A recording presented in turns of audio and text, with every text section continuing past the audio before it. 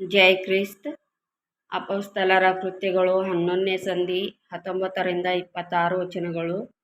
ಅಂತಿಯೋಕ್ಯದಲ್ಲಿ ಬಹುಜನ ಗ್ರೀಕರು ನಂಬಿದ್ದು, ಬಾರ್ನಬ ಸೌಲರು ಅಲ್ಲಿ ಬೋಧಿಸಿದ್ದು, ಆ ಪಟ್ಟಣದಲ್ಲಿ ಕ್ರೈಸ್ತರೆಂಬ ಹೆಸರು ಉತ್ಪತ್ತಿಯಾದದ್ದು.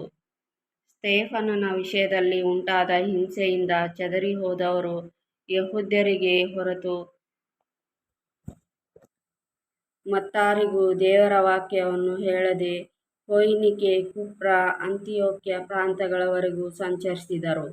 ಅವರಲ್ಲಿ ಕುಪ್ರ ದ್ವೀಪದವರು ಕೆಲವರು, ಕುರೇನ್ಯದವರು ಕೆಲವರು ಅಂತಿಯೋಕ್ಯಕ್ಕೆ ಬಂದು ಗ್ರೀಕರ ಸಂಗಡಲೂ ಮಾತಾಡಿ ಕರ್ತನಾದ ಯೇಸುವಿನ ವಿಷಯವಾದ ಸುವಾರ್ತೆಯನ್ನು ತಿಳಿಸಿದರು.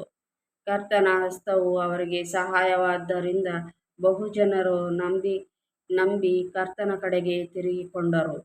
ಇವರ ವಿಷಯವಾದ ವರ್ತಮಾನವು ಯೆರೂಸಲೇಮಿನಲ್ಲಿದ್ದ ಸಭೆಯವರ ಕಿವಿಗೆ ಬಿದ್ದಾಗ ಅವರು ಬಾರ್ನಬನನ್ನು ಅಂತಿಯೋಕ್ಯಕ್ಕೆ ಕಳುಹಿಸಿದರು. ಅವನು ಒಳ್ಳೆಯವನೂ ಪವಿತ್ರಾತ್ಮಭರಿತನೂ ನಂಬಿಕೆಯಿಂದ ತುಂಬಿದವನೂ ಆಗಿದ್ದನು.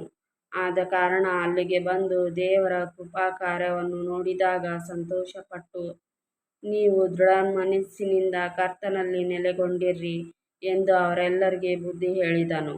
ಆಗ ಬಹುಮಂದಿ ಕರ್ತನಿಗೆ ಸೇರಿಕೊಂಡರು. ತರುವಾಯ ಬಾರ್ನಬನು ಸೌಲನನ್ನು ಹುಡುಕುವುದಕ್ಕಾಗಿ ತಾರ್ಸಕ್ಕೆ ಹೋಗಿ ಅವನನ್ನು ಕಂಡು ಅಂತಿಯೋಕ್ಯಕ್ಕೆ ಕರೆದುಕೊಂಡು ಬಂದನು. ಆಮೇಲೆ ಅವರು ಪೂರಾ 1 ವರ್ಷ ಸಭೆಯವರ ಸಂಗಡ ಕೂಡಿದ್ದು ಬಹುಜನರಿಗೆ ಉಪದೇಶ ಮಾಡಿದರು. ಅಂತಿಯೋಕ್ಯದಲ್ಲಿಯೇ ಶಿಷ್ಯರಿಗೆ ಕ್ರೈಸ್ತರೆಂಬ ಹೆಸರು ಮೊದಲು ಬಂತು. ಆಮೆನ್.